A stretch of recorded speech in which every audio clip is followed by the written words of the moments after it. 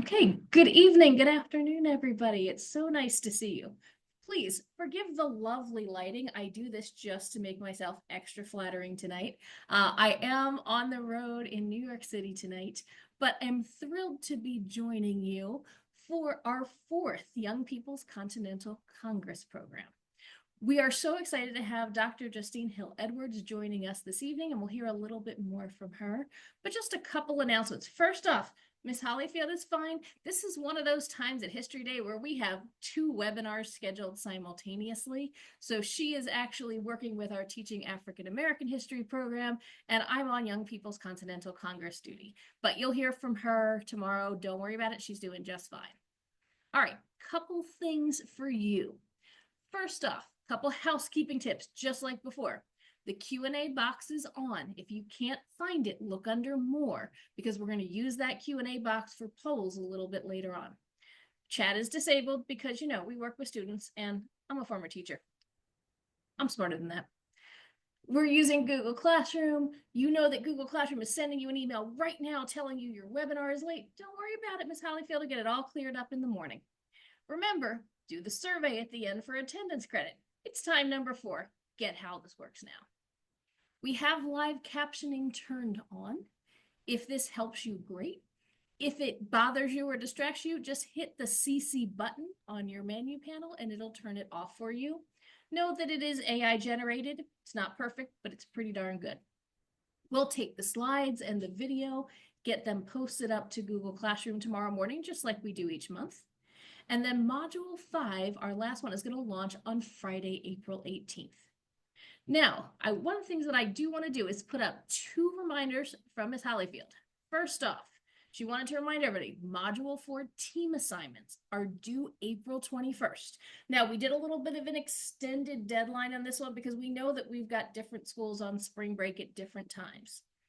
Please remember, teams, this is an interview task that you need to tape. You don't need fancy equipment. Your cell phone will work just fine. But it's really important that you block time with your student-teacher partner to record the video. You can either do it in classroom, so in your classroom after school one day, or you can do it via Zoom. Either way is fine. And remember, the goal is to simulate a real interview. So all we're asking you to do is to do one take, and there's no need to edit. So for example, if I'm saying a sentence and maybe I mess up the sentence, that's okay. I can just start back at the beginning of the sentence and continue, just like I would in a live interview. We're going to ask you to share the video with us. If you have technical challenges in uploading it to Google Classroom, honestly, you upload it just the same way you do every other assignment. It's just a video file as opposed to like a Word or a PDF file. If you have a problem, just share the video with Ms. Hollyfield and then she can help you with that upload. I don't want the tech piece to get in the way of your work. Okay, the last piece before we turn things over, we have received some questions from students and teachers that we just wanted to clearly address. You may have seen last week that many history and humanities organizations, including National History Day, were notified that our grants from the National Endowment for the Humanities, or the NEH, were eliminated. For much of NHD's 51-year history, we have relied on NHD grants, or NEH grants, to engage and inspire millions of young people to study and learn about our country's past. While this funding cut, thankfully, does not affect the Young People's Continental Congress, I want to be clear about that. This year's History Day competitions are already underway. Some of you have competed or will be competing in the next few weeks. We've got competitions going in 49 of our 50 states, DC, US territories, and international schools around the world. What we'd like to offer, so I'll keep going here. In early America, citizens called on their fledgling representatives to advocate for them at the First and Second Continental Congresses in Philadelphia as American democracy is born. 249 years later, we have the opportunity to similarly enact our right to contact members of Congress and ask them to reinstate these congressionally appropriated funds for humanities council and history organizations. I want to be clear, this is not something we are requiring or making an assignment. However, if this is something that you would like to do, I have some sample information. We'll post this along with some sample text to get you started. If you would like to share that with your members of Congress, along with links to how to identify them. So I did want to pass that along because we have gotten a couple questions, and what we wanted to do is simply be clear to all of the students and teachers in the program. Okay, those are our announcements. With that, I'm going to turn things over to Dr. Gillis to introduce our guest for this evening. Thank you so much. It is my pleasure and privilege to introduce our speaker tonight. Justine Hill Edwards is an associate professor of history at the University of Virginia. And her research has helped transform our understanding of African American economic life across much of US history, especially in the earlier period. So when we started talking about the idea of exploring economic liberty in this module, my mind immediately went to Dr. Hill Edwards and her new book, which we asked you to read a bit of for tonight. Now, I first met Dr. Hill Edwards when neither of us were doctors. Back in graduate school, we were lucky to have a dissertation fellowship in the same year at the McNeil Center for Early American Studies at the University of Pennsylvania in Philadelphia. And so you may get a chance to see some of Penn's campus while we're there. It's a wonderful place to be historians. And at the time, Justine was already working on her dissertation project that would become her first book on free markets, The Slaves Economy and the Rise of Capitalism in South Carolina, which was published in 2021. And this is a really wonderfully inspiring and creative work of historical scholarship because it teases out fragments and threads of economic activity in a whole range of archival sources. It's really hard to document the lives of enslaved people in the early republic. It's even more difficult to find evidence of their economic activity. And she creatively teases out all of these examples where you can see enslaved people engaged in the economy. Um, so we asked you again to read chapter 3 from her latest book, Savings and Trust, The Rise and Betrayal of the Freedmen's Bank. And in part, this was really exciting because it gave me an excuse to read Justine's new book. She is incredibly prolific. She's also working on a short history of inequality, which will interrogate the ways in which inequality has pervaded and structured American life. A tiny little topic to tackle. So without further ado, I'd love to hand it over to Dr. Hill Edwards. Take it away. Sure. Hello, everyone. I wish I could say good evening, but I realize that we are perhaps all in different time zones. So hello, and thank you to Dr. Gillis and Miss O'Hara for the invitation and for the introduction to chat with everyone a little bit today about the history of the Freedmen's Bank, but really connecting it to ideas of economic equality and economic liberty. So I'm excited to have a conversation and be in conversation with you. So great. Thumbs up that you can see the slide. We're good? Perfect. Okay. Um, so if you have ever visited the National Mall in Washington, D.C., and stood in front of the White House at 16th Street and Pennsylvania Avenue, you've probably walked past the site where the main office of the Freedmen's Bank once stood. And the picture that you see here is a picture of the bank's main office, and it opened in December of 1871. So, positioned adjacent to the White House and the Department of Treasury on Pennsylvania Avenue, in the southeast corner of Lafayette Square, the bank's central office from December 1871 to July 1874 was mere steps from the seats of executive and financial power during the period of Reconstruction. And if you look at this modern map that you see here, you can see exactly where the Freedmen's Bank main office once stood. Today, its location is called the Treasury Annex, and the Freedmen's Bank location was located on the block where currently resides the U.S. Court of Appeals. And so today, on the facade of the Treasury Annex, now stands two plaques that commemorate the Freedmen's Bank. And this is what the inscription reads. On this site stood the principal office of the Freedman Savings and Trust Company, founded on March 3rd, 1865, to receive deposits from former slaves. Frederick Douglass served as its last president. The bank was closed on June 29th, 1874. The building was sold in 1882 and razed a few years later. And so these two plaques were placed on the Treasury Annex in 2016. But these four short lines are all that remain to commemorate and to remember one of the most profound and tragic stories in the history of American finance. And so now's an opportunity for me to get your thoughts. What are some of the questions that come to mind when hearing the brief short history of the Freedmen's Bank? We're going to give you, I don't know, a couple minutes to put it in the Q&A.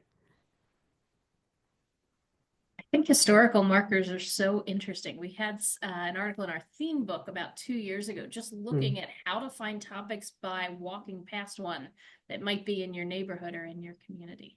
So we'd love you. Go to that Q&A box. Everybody's got to have a question. Yes. And interestingly, this the Freedmen's Bank plaque again, it was erected there in 2016. And so only 9 years ago. It is a relatively new part of the White House complex. But again, if you've walked in front of the White House, you've in the last 9 years, you've probably walked right past it.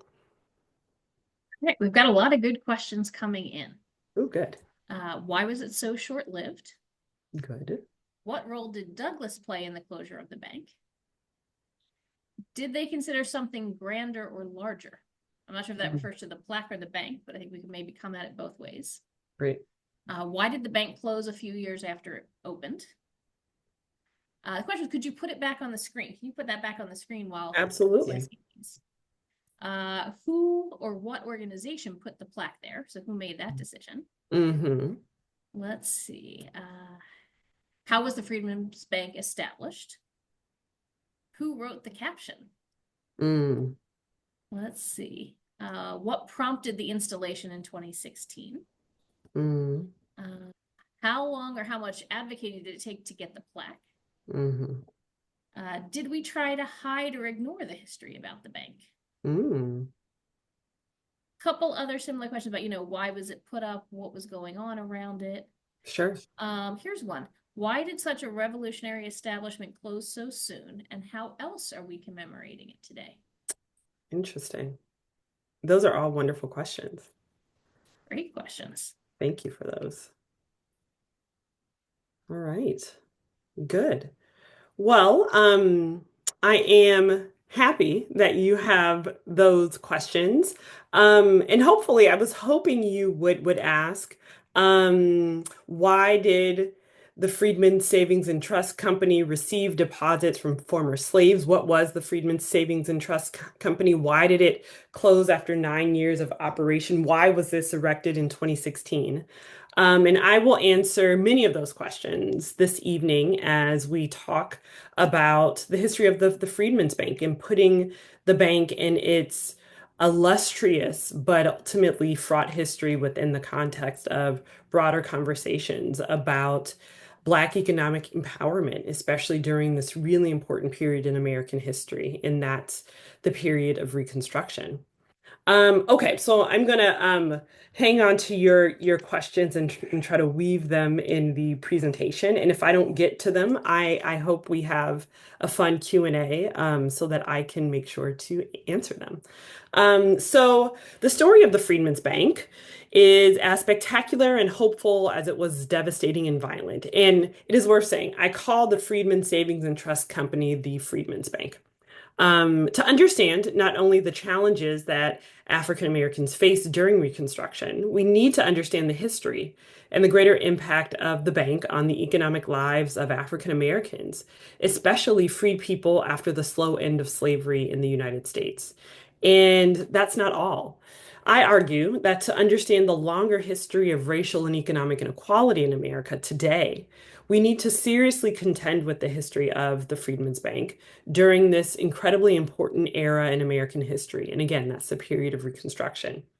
So, therefore, I invite with you this evening to consider with me how the bank's swift rise in 1865 and how its quick fall in 1874 sowed the seeds of economic inequality at a critical moment in American history. And that was, again, the end of slavery and the freedom of millions of African Americans during the era of Reconstruction.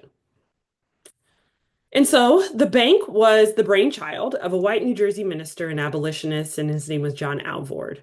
And so during the war, Alvord traveled around the South, and in 1864, he followed specifically Union General William T. Sherman on his famed March to the Sea from Atlanta to Savannah in the fall of that year. Alvord took the opportunity to speak to freed people about their goals for their lives out of slavery. And he noticed that they wanted one thing above, well, they wanted two things actually. They wanted to find their families sold apart through the domestic slave trade. And secondly, they wanted land and access to it.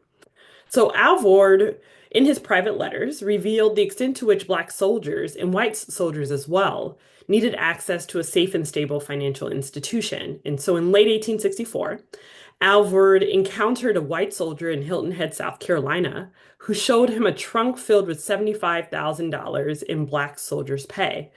They essentially had no secure place to keep their money, and they believed that the best solution was to hand their money to someone they hoped would keep their money safe. In this case, it was a white officer.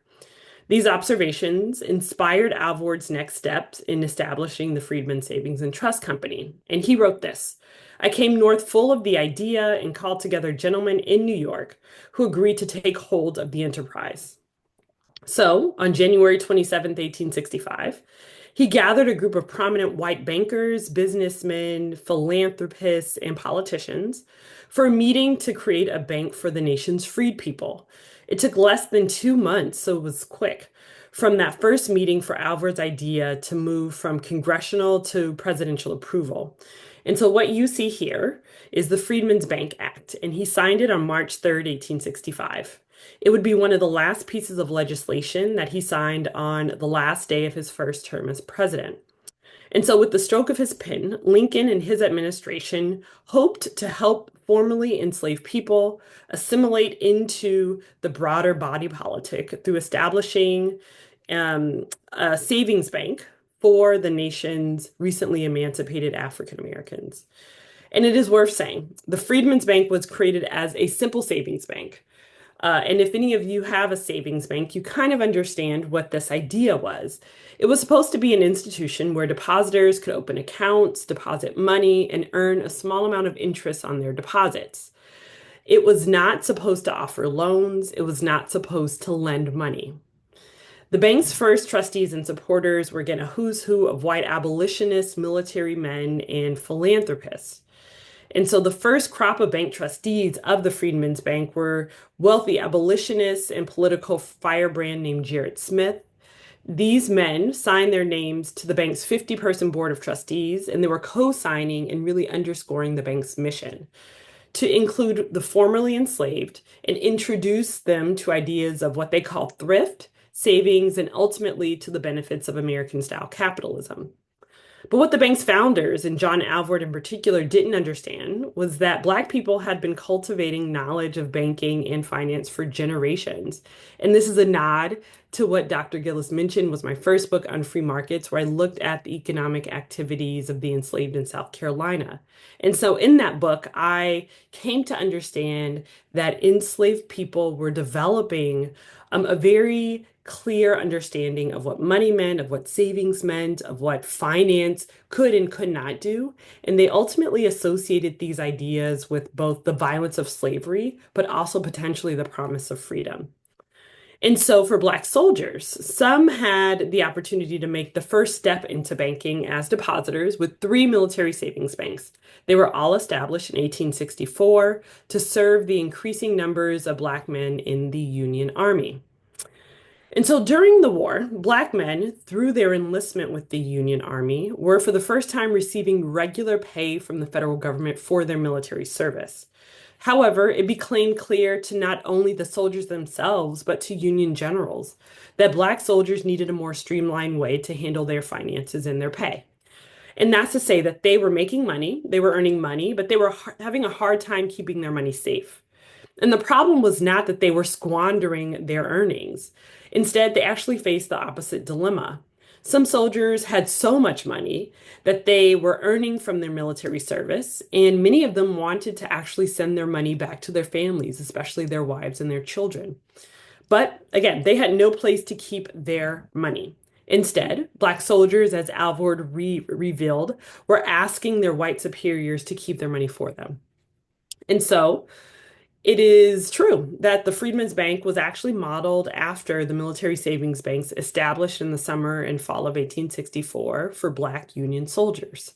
The first of the three military banks was the Free Labor Bank in New Orleans, established by Union General N.P. Banks. Two other savings banks were established in Norfolk, Virginia by General Benjamin Butler and in Beaufort, South Carolina by General Rufus Saxton. And the military savings banks actually served white and Black soldiers alike, but there were fundamental problems with these institutions.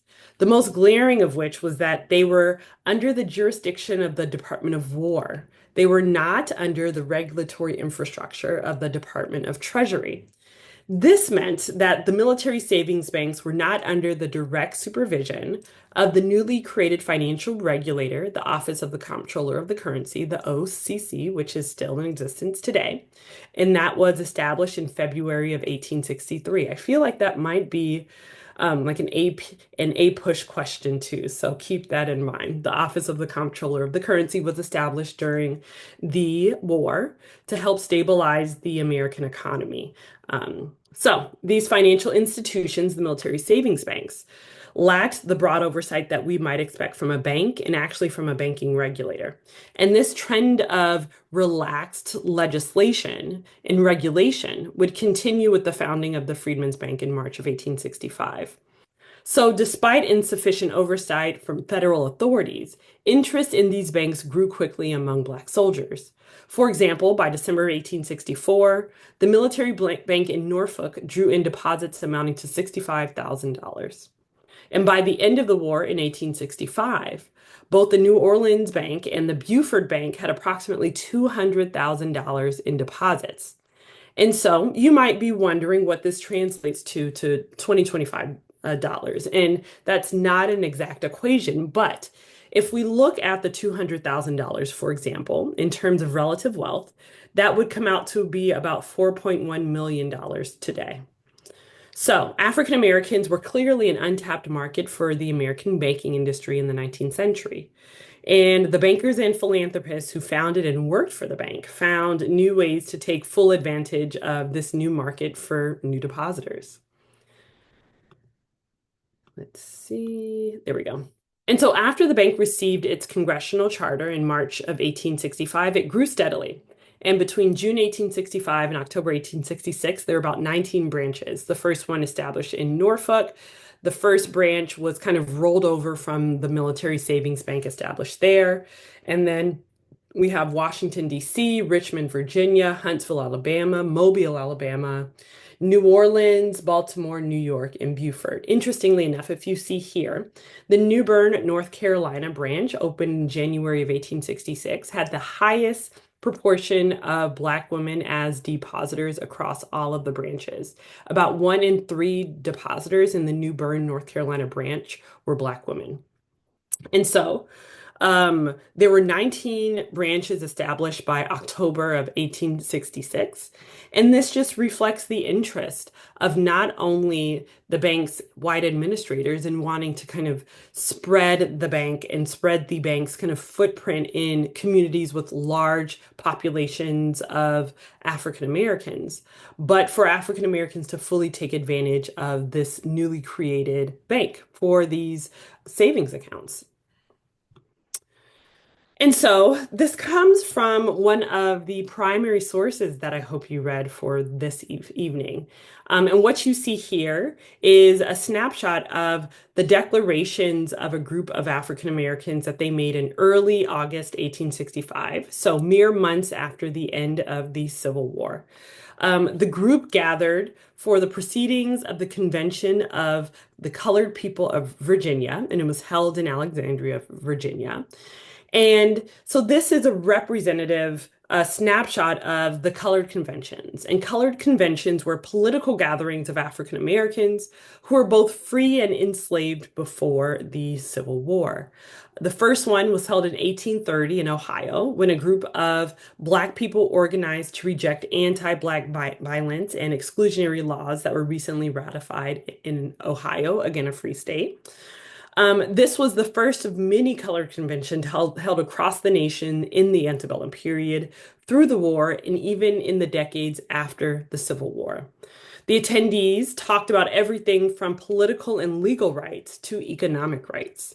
And so the statement of the convention in Alexandria in August of 1865 was begun by Mr. George W. Cook of Norfolk, Virginia. And he began his statement by talking about work. And so he wrote, or he stated, "We very well understand that we must work, we meaning Black people. We are charged with being unproductive. They say we will not work. He who makes that assertion asserts an untruth. We have been working all our lives, not only supporting ourselves, but we have supported our masters, many of them in idleness." And so he's saying that whites, especially in the South, were levying the charge that Black people were, quote unquote, unproductive and they will not work. But he, of course, declares that this is an untruth. Black people, especially the formerly enslaved, had been, as he said, working all our lives, not only supporting ourselves, but we have supported our masters, many of them in idleness. He's saying that the formerly enslaved had been working to build the wealth of their enslavers, while the people who owned them were living in idleness and therefore not working. Then there's the one of the convention's declarations here in the second quote, saying, "Such being our wrongs, we submit to the American people and to the world the following Declaration of Rights, asking a calm consideration thereof. All men being born free and equal, no man or government has a right to annul, repeal, or render inoperative this fundamental principle, except it be for crime. Therefore, we ask the immediate repeal of all laws operating against us as a separate class of people." And so the African Americans at this colored convention in 1865 were invoking the idea of freedom and equality, ideas framed in the nation's founding documents, and ideas that were in many ways at the heart of the Civil War. They were requesting that the state government, Virginia in this instance, repeal all laws that deemed African Americans as, quote, a separate class of people, end quote. And it is important to note that the convention was held at the end of the wartime conflict, that is, after Lee surrendered to Grant at Appomattox, after Lincoln's assassination, after Andrew Johnson ascends to the presidency. But they held this convention mere months before the 13th Amendment was ratified, and that was on December 6th of 1865. And so during the bank's first year, from March 1865 to March 1866, Black people had deposited over $300,000 into the bank. By 1867, the number was over $1.6 million. By 1868, it was $3.5 million. And by 1870, Black depositors had placed about $12.6 million into their bank accounts. And while these figures are amazing, especially if you think about the fact that we're talking about people recently emancipated from slavery, depositing by 1867 $1.6 million into their bank accounts, there's one particular set of figures that I want you to consider. And so if you look at the column titled Total Amounts of Drafts, it is right here. You see something interesting. And if we take the year 1868, I think it's even more fascinating. Though depositors had put about $3.5 million into the bank, they had also withdrawn by March 1868 over $2.94 million. That's what you see here. The total amounts of drafts, that's where you see that. This means that depositors had left a net amount of $638,000 in the bank at the fiscal year's end. This is what we see right here. So what does this mean? This means that depositors were putting hundreds of thousands of dollars into their bank accounts, letting their money sit for a few months, then withdrawing. They were essentially using the bank not as savings accounts, but what we might consider today as a checking account. Depositors were putting the money temporarily in the bank, essentially putting money in the bank for a short period of time. They did not want to keep their money in the bank for long periods of time. These data show that there was a fundamental misalignment between what the bank's founders and trustees wanted and what depositors themselves wanted. The trustees, most of whom were white, wanted depositors to keep money in the bank for long enough for the deposits to accrue interest. However, what the depositors wanted was a safe financial institution in which to store their money for safekeeping. The trustees were investing the depositors' money in government securities, which at the time and really now was considered the safest, lowest risk type of financial product. Bonds that were backed by the federal government were supporting the union, and the government agreed to pay back loans with interest, and that is a small amount of interest. If the depositors didn't want to keep their money in the bank for long enough for the bank's investments to pay off, to make a profit, then the bank would not make money and the depositors would not earn interest. But it is worth saying, in general, Black depositors, were not concerned about earning interest on their money. They were concerned instead with saving enough money to pay for things that they actually wanted and needed, and that was land, machinery, livestock, goods to help them live and thrive. They didn't really care about interest earned on their savings accounts. And so this is just another kind of way to show how the bank's deposits were growing.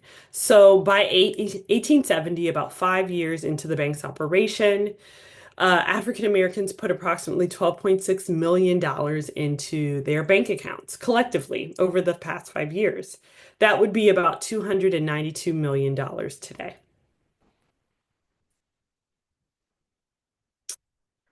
And so, kind of going from the macro to the micro, and this is what you read for this evening or today. When Mrs. Ellen Baptiste Lubon walked into the New Orleans branch of the Freedmen's Bank on Monday, July 2nd, 1866, she must have believed that opening a bank account would have benefited her. She surely was hearing about a new savings bank established in the city for the nation's freed people, and she wanted to participate. And so what you see here is her depositor record. Um, Lubon's experience in many ways reflected that of new depositors. When most depositors opened accounts, they would enter bank branches and the cashier would fill out their depositor application record. And so in order to open and deposit money in the account, Lubon, a Black woman, had to provide a few pieces of information. And what you see here is her depositor record. You have the date and number of the application.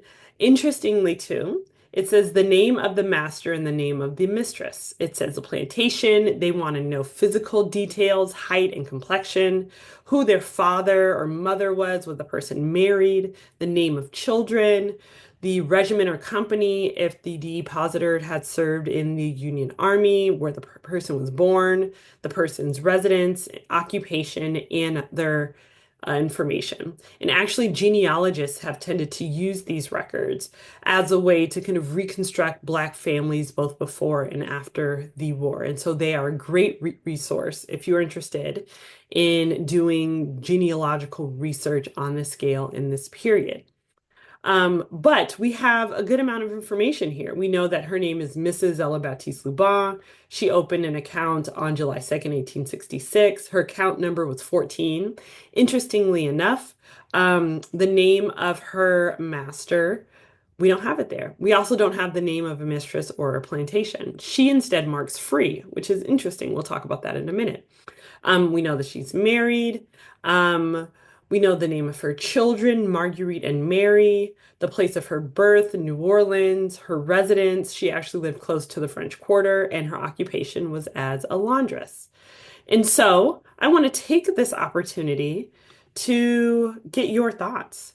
And I'll go back to the slide, but what do you notice about the information that Mrs. Lubon offered in her depositor record?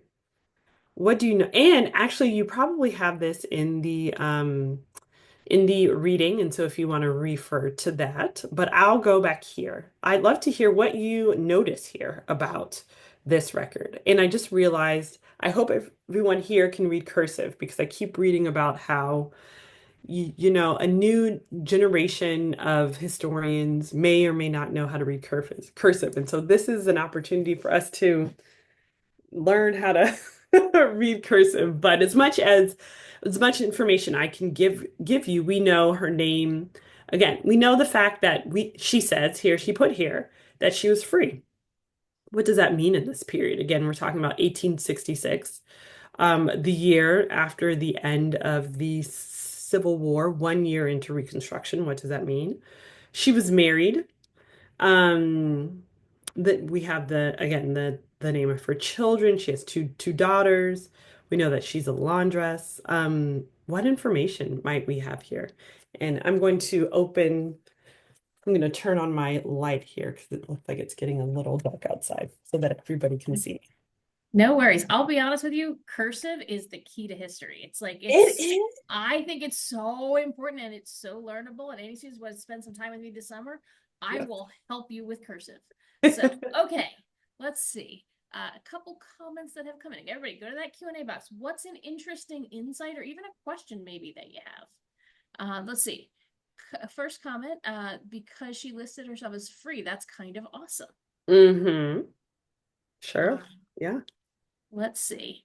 What she included lacks all aspects of connections to enslavement and to Yes. slavery. Yes. Good. Let's see. This was mentioned in your piece, but it's interesting to me that married women were opening their own bank accounts in the Yes. 1860s. Yes. Absolutely. Let's see. She doesn't offer the name of her husband. She simply says that she has one. Ooh, I love that interesting. somebody brought that up. Absolutely. Yeah. Yeah. Yeah. Another comment skips the complexion and height question, which is interesting.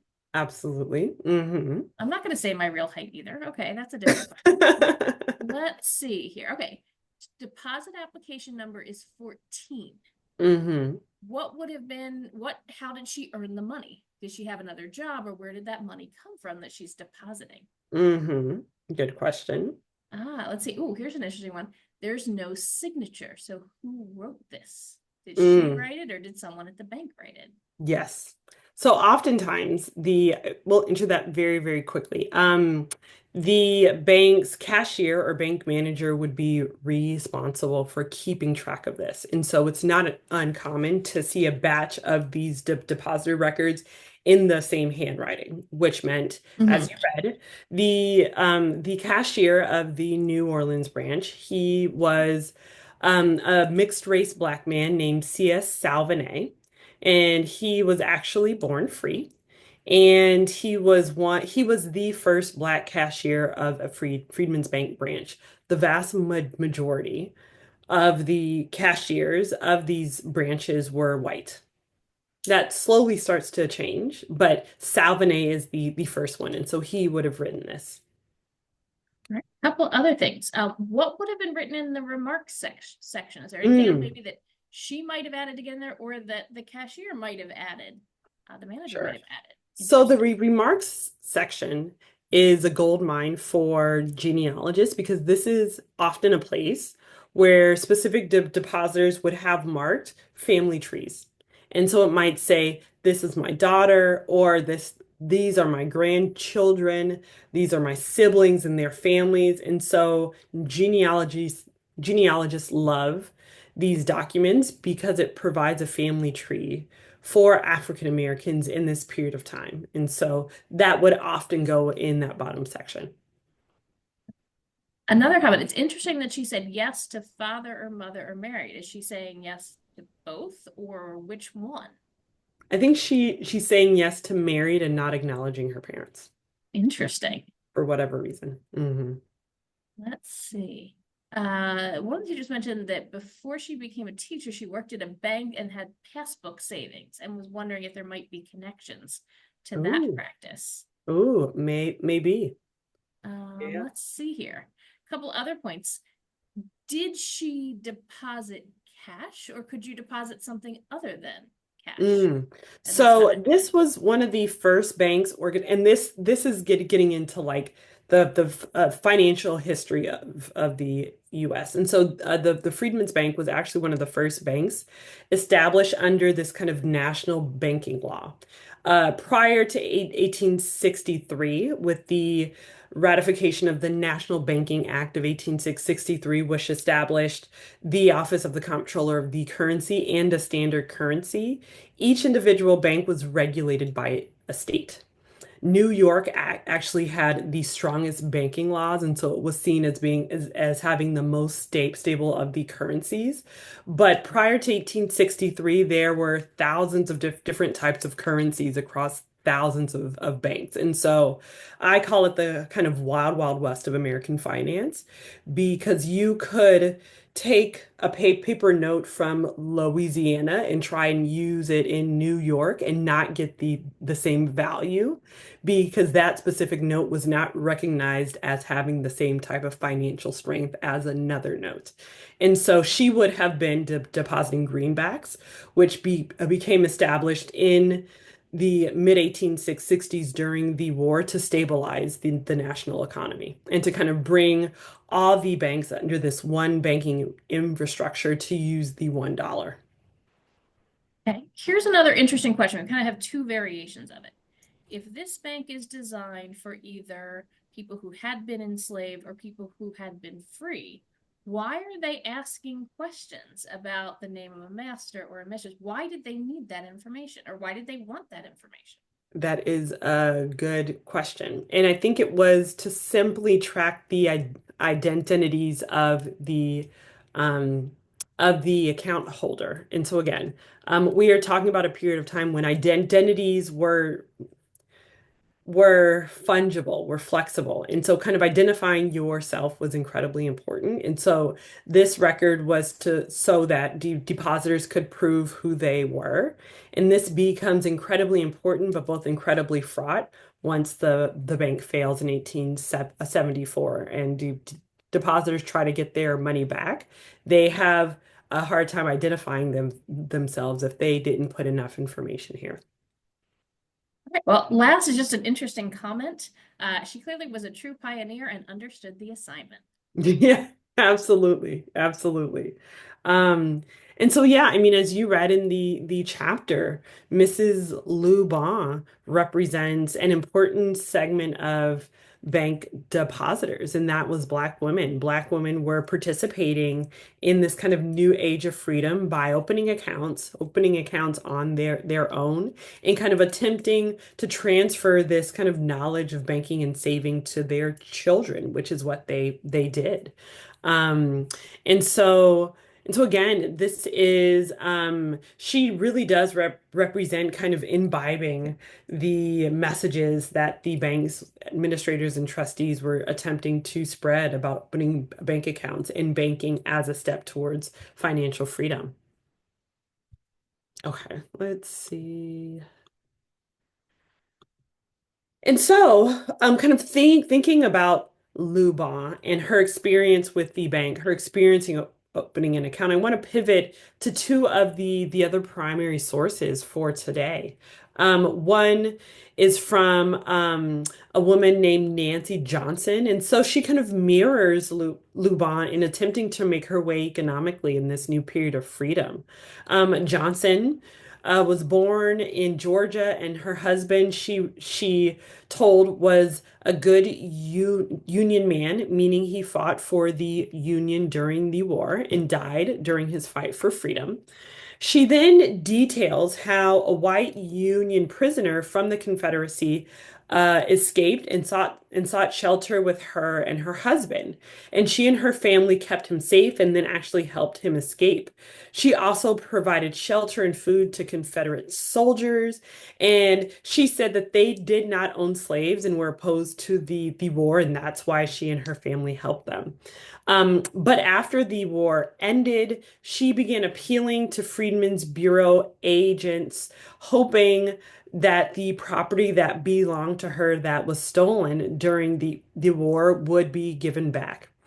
And so this is what she owned that was stolen. She said, I had 30 or 40 heads of chicken. They took the last one. They shot them. This property all belonged to me and my husband. None of it belonged to Mr. Baggs, her former enslaver.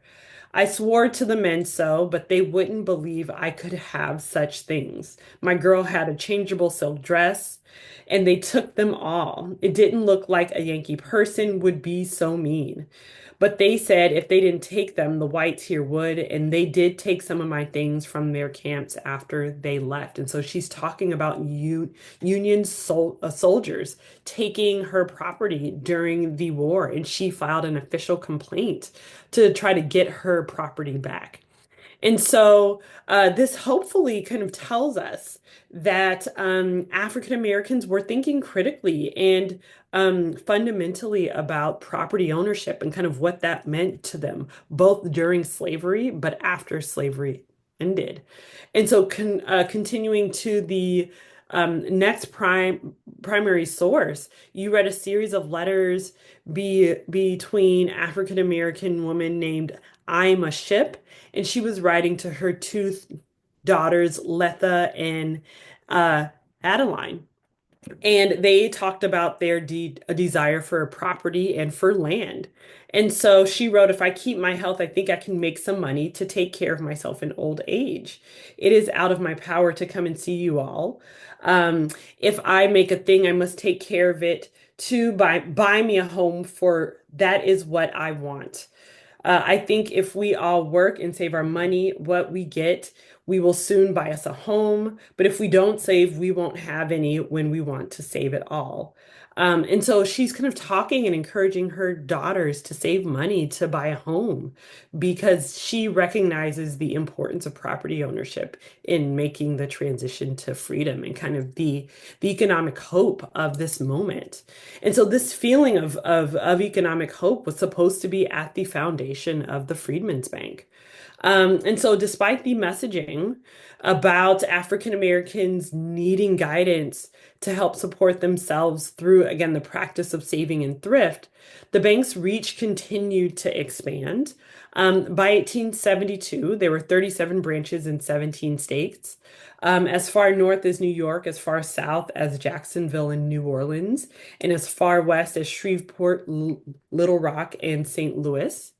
Um, Businesses had account, institutions had account. Howard University, the historically Black university in Washington, D.C., had an account. Frederick Douglass and his sons had accounts.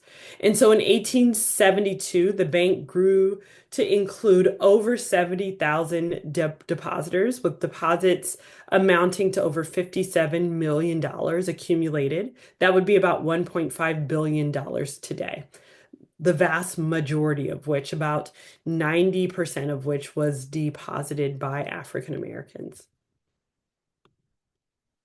And so the bank's success, especially in its first 5 years, really covered the more dangerous influences within the bank's board of trustees. And you read about that today.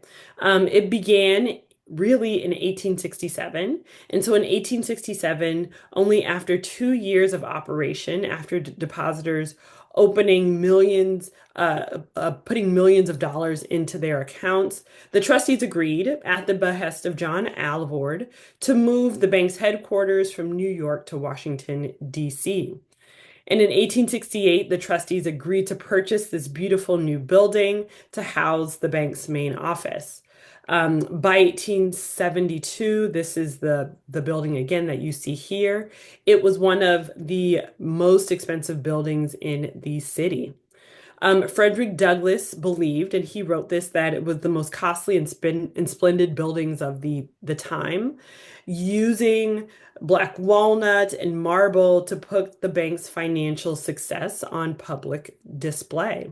And the bank cost about $260,000, which made it one of the most expensive buildings in DC at this time. And so after the trustees, or while the trustees was making were making the transition from New York to DC to buying this new building, and it did so at an auspicious time. And so this is the period of time when famed banker Henry Cook became involved with the bank. He joined the bank's board in 1867.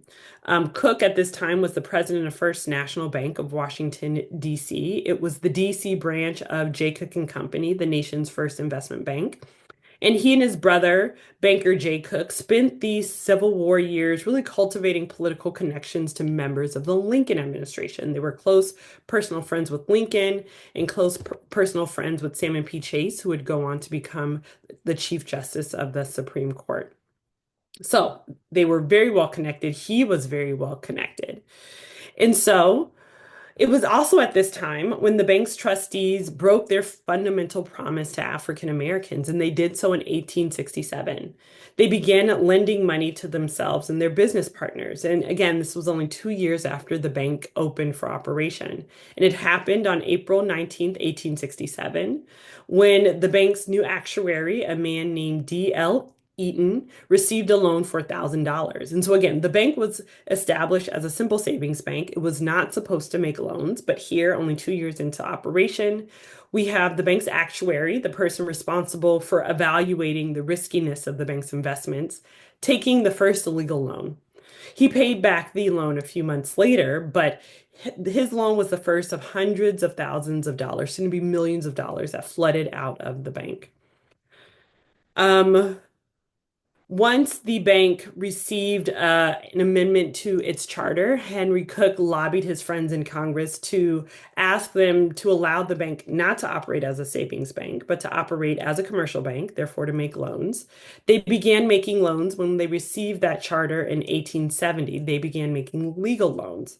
And they began making large unsecured loans both to themselves and their business partners. And Henry Cook took out one of the largest loans. He borrowed about $500,000 from the Freedman's Bank. And so, as African Americans, as Black families, were celebrating so many landmarks during this period with the 14th and 15th Amendments. A financial crisis was on the horizon, and it revolved around Jay Cook and Company. Subsequently, Jay Cook and Company had been over leveraged. They were borrowing lots of money to fund their investments in railroads. Those investments weren't paying off. So they could not pay back their debts, including their debt to the Freedmen's Bank.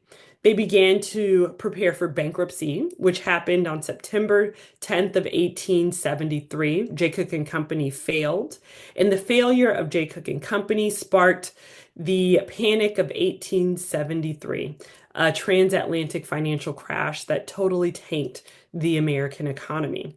Black depositors started to make runs on the bank. They started to lose faith that the bank could fulfill their financial needs. By this time, John Alvord was president. He became president in 1868. But the bank's trustees began to lack faith that Alvord could bring the bank out of this period of distress and despair. And so it was at this time, at the beginning of 1874, that they tapped the most famous Black man in America to be the bank's president. And that person was Frederick Douglass. And so the trustees persuaded Douglass, who was himself a depositor, to serve in an official capacity as the bank's president. By this time, the bank was completely insolvent, but Douglass did not know that. And he entered the position actually believing that he could restore Black depositors' trust in the institution. That did not happen. And so, despite his enthusiasm, he actually writes this in his 1881 autobiography. He says that someone has said that experience is the best teacher. Unfortunately, the wisdom acquired in one experience seems not to serve for another. It is altogether without a feeling of humiliation that I must narrate my connection with the Freedman Savings and Trust Company. And so he is completely humiliated by the fact that he takes this position and quickly learns that the bank is insolvent. But not even he could bring stability to what at this point was a crumbling institution. And so on June 29th, 1874, Congress mandates that the bank close. After spending a few days going back and forth, the trustees acquiesce. And on July 2nd, the bank officially ceases operations. Congress essentially made three commissioners responsible for liquidating the bank's assets to pay back, hopefully, the $2.9 million that 61,144 depositors still had in their accounts. To this end, Congress held a series of congressional inquiries that looked into the bank's failure, the first in the fall of 1874 and the second in 1876. The last one was held in 1879 by the first African American to serve a full term as a U.S. Senator, Blanche K. Bruce from Mississippi. And he is on his way out. He's not going to be reelected, but Bruce decides to bring in for an official congressional inquiry the remaining members of the bank's board of trustees, including Henry Cook, John Alvord, and Eve and Frederick Douglass. But all of this is to say, they testified, they kind of put the information out there for Congress and for the public to consume, but no one was made to account for the bank's failure. And so after the bank failed, more information comes out about what caused the bank's failure and really the financial status of the bank when it failed. We know, for example, that even though depositors still had $2.9 million in their accounts, the bank actually had less than $50,000 in cash and less than $400 in bonds as of July of 1874. The bank had loaned out and had still outstanding about $3.5 million in loans, and that was across almost 1,800 loans and about 1,100 individual borrowers. In addition, for the loans that had reached their date of maturity, and that's when borrowers had to repay their loans, that was about 83% of the loans by July of 1874. 95% of the loan amounts remain unpaid. And it is worth saying that of the $3.5 million still outstanding in loans, of that loan volume, 95% went to white borrowers. So about 5% went to essentially African American churches in and around DC. And so what does all of this mean? It means, especially for this final part, by July of 1874, that 95% of the loans remain unpaid. It means that white borrowers strategically decided to not repay back their loans to the bank and essentially to African Americans, many of whom put their life savings into this bank. And so in 1901, Black writer and intellectual Du Bois wrote in the Atlantic Monthly about the failure of Reconstruction. And he said not even 10 additional years of slavery could have done as much to throttle the thrift of the freedmen as the mismanagement and bankruptcy of the savings bank chartered by the nation for their special aid. He wrote this in 1901. And so, in conclusion, the Freedmen's Bank failure had visible implications for African Americans across the nation. The bank's demise influenced African Americans' engagement with the financial services industry, not just towards the end of Reconstruction, but really into the 20th and 21st century. And as the rise in racial violence wiped out prosperous Black communities in cities such as Tulsa, African Americans continue to be innovative in how they engage with their own Black created financial institutions, both formally and informally. And so the bank's history and its collapse underscores the ways that race has shaped economic inequality in America. And perhaps Frederick Douglass's words put it best. To the freedmen was given the machinery of liberty, but there was denied to them the steam to put it in motion. They were called citizens, but left subjects. They were called free, but left almost slaves. So I will leave it there, and thank you for your attention. Alrighty. Thank you so much, Dr. Hill Edwards. What I'm going to do, you guys know the drill. I'm going to go ahead and share my screen so that we go ahead and get your surveys. While I do that, I think that was a really interesting presentation that does a really interesting job of taking concepts of economic liberty and kind of turning them on their head and getting us to ask some really good questions. So, reminder, to get your credit, you've got to do the survey. You can use your phone and use the QR code, or you can type it in. It's the same link as last time. It's tinyurl.com/nhd-ypcc. That lets us know that you were here and gives us that all-important feedback that we use. Please know it is shared with our presenters, with our team, and we use it to tweak and adjust our programs month to month, but also year to year. So, what questions do you have? I think this is a great opportunity. I have a question for Dr. Hill Edwards while we're waiting for questions that I wanted to ask. So, in Mrs. Luben's deposit slip, Yes. does number 14 mean she was the 14th person to get an account? Interestingly enough, a lot of the depositor records started with more zeros, and so not necessarily. I Yeah. was kind of curious about that one. That was Yeah. So is she like that early in the game? That seems well, like it was. in there on the first day. I know. Well, I mean, it was 18666, and so she must have been. I'm trying to remember when the New Orleans branch. Yeah, I mean, the New Orleans branch was established in January of 1866. And so, but she was not the 14th person. There are many more but before her, but those records start with like 000. Okay. Yeah. Interesting. All right. Well, this is your chance, guys. Don't miss out on asking a good question because I know that there are some good questions percolating in your brains. It's not just me who was thinking today. And I'll also say, Dr. Gillis, every time you bring in a new professor, I add a book to my list because I start off with, I'm just going to read the chapter and get ready for the webinar. And then I'm like, no, I need to read the whole book. Well, one of the things that really amazes me about this story is, I'm a professional historian, and I'd never really paid any attention to the Freedmen's Bank until I heard that Dr. Hill Edwards was working on it. And I think not only is it significant how this transformed the American economy, but also it's worth thinking about why it's not better understood as part of the history of Reconstruction and its aftermath. Yeah, I mean, thank you for that comment because I was actually surprised when I did, my searches to see what else has been written about the bank. And I really started kind of doing research on this around 2018.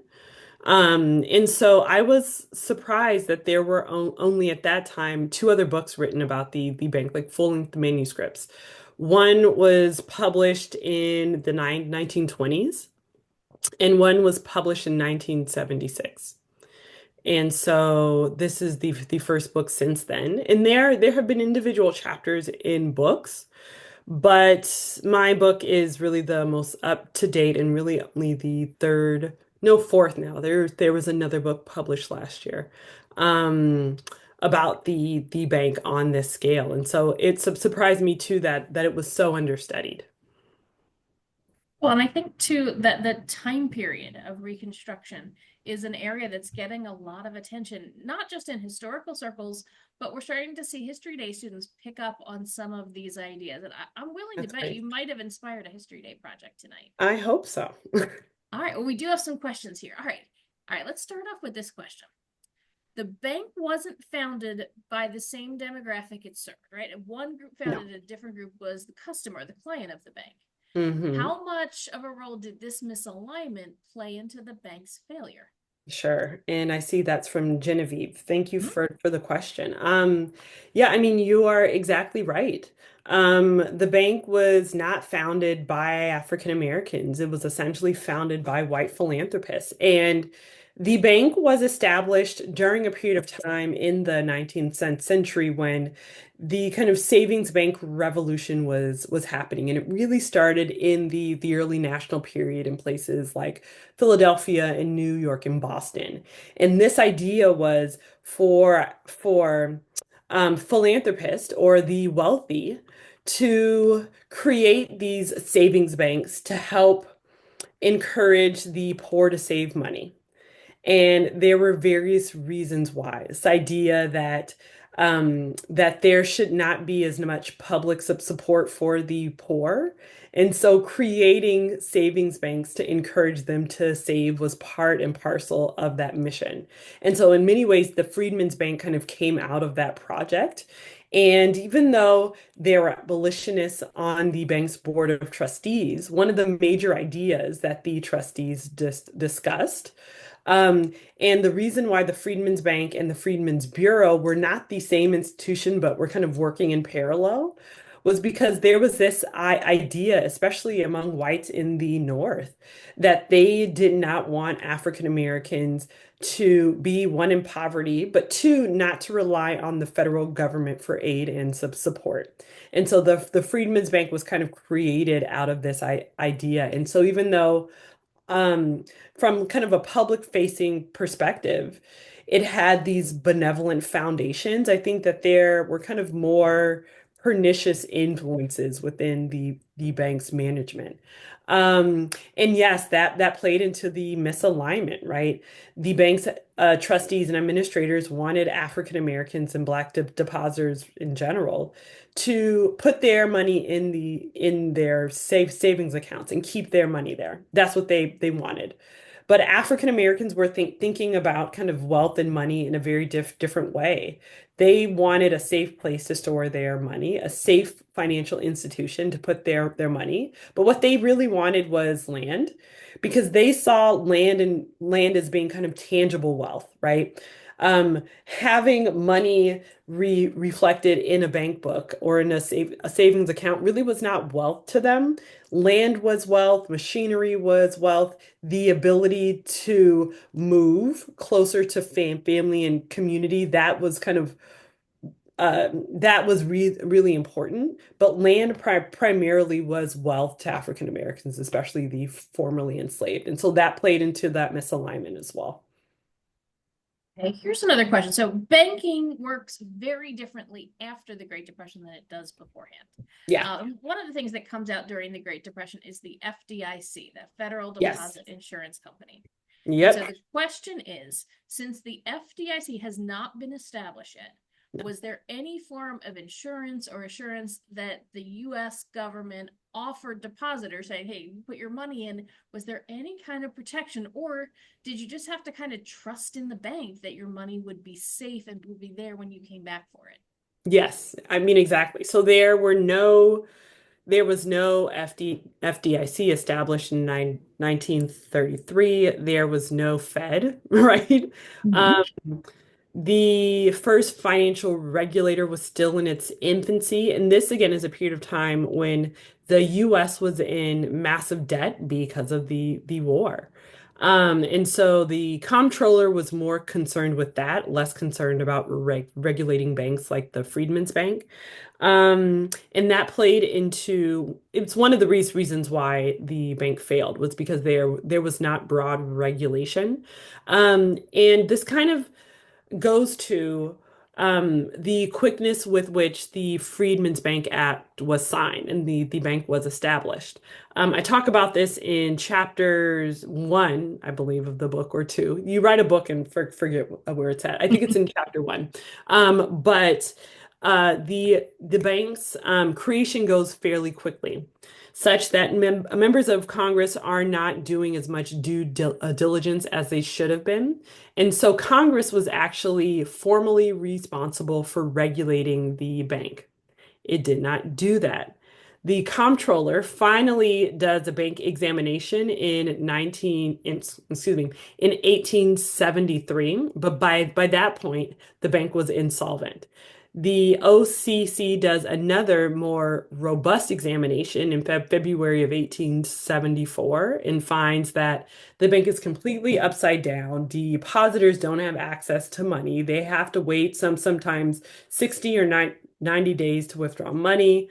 It is clear that the bank's white administrators are essentially pilfering the bank and plundering the bank. And so there's kind of no stopgap, unfortunately. And so, even though the Freedmen's Bank fails in 1874, it was one of about 100 banks that failed, but it was the largest in terms of deposits and depositors to fail at this time.